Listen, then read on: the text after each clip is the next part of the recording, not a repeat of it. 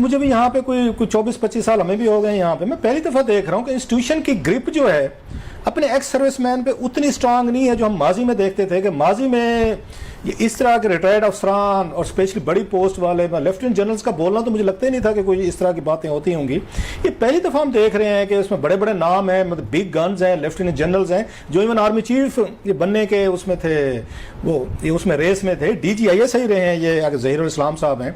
बाज़ ओहदे होते हैं आपके जो आपको थोड़ा सा पॉलिटिक्स से दूर रखते हैं। आर्मी चीफ अगर पॉलिटिक्स पे बात करेगा तो थोड़ा सा लोग आगे इसको किसी और एंगल से देखेंगे। DGIS से किसी भी दौर में रहेगा, वो बात करेगा अपनी आप प्रायोरिटीज प्रेफरेंसेस बताएगा कि हम कैसे कर रहे थे, हमने कहा जी कि फलां को अलाउ करते हैं, इसको नहीं करते, हम ऐसे करते हैं या इस तरह होनी चाहिए।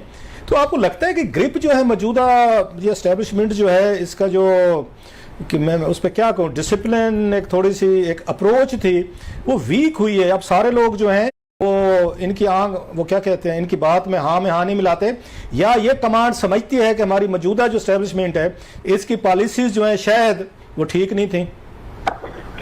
मेरा ख्याल है हमें बड़ा ध्यान से बात करनी चाहिए इस पे। आई थिंक क्योंकि इस बार क्रिटिसिज्म इंस्टीट्यूशन से ज्यादा एक शख्सियत पे फोकस था, तो शायद इंस्टीट्यूशनल रिएक्शन किसी और किस्म का आया। और बड़ा फर्क पड़ता है कि अगर आप फर्स्ट टर्म चीफ हो या सेकंड टर्म चीफ हो, उससे भी आई थिंक फर्क पड़ता है। लेकिन यू आर राइट, और खास तौर पे फॉर्मर DGIS जब बात करें तो उसका बिल्कुल कॉन्टेक्स्ट और होता है। लेकिन मैं तो हैरान रह जाता हूँ रोज के, अब इसराइल की अगर आप एग्जाम्पल लें, वो तो है सिक्योरिटी स्टेट, हर वक्त इंटेलिजेंस ये वो। हमने कभी उनके लोगों की बातें सुनी है, फॉर्मर की?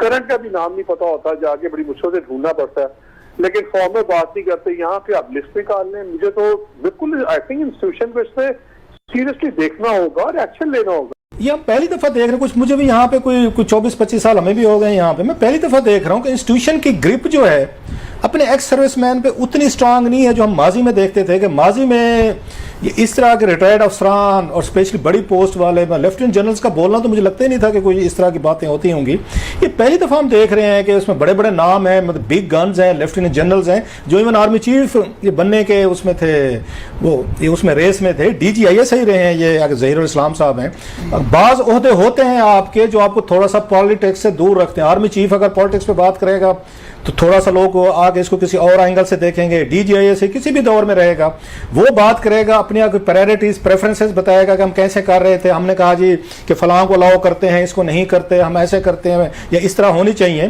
तो आपको लगता है कि ग्रिप जो है मौजूदा ये एस्टेब्लिशमेंट जो है इसका जो कि मैं उस पर क्या कहूँ, डिसिप्लिन एक थोड़ी सी एक अप्रोच थी वो वीक हुई है। अब सारे लोग जो हैं वो इनकी आंख वो क्या कहते हैं, इनकी बात में हाँ नहीं मिलाते, या ये कमांड समझती है कि हमारी मौजूदा जो एस्टेब्लिशमेंट है इसकी पॉलिसीज जो है शायद वो ठीक नहीं थी।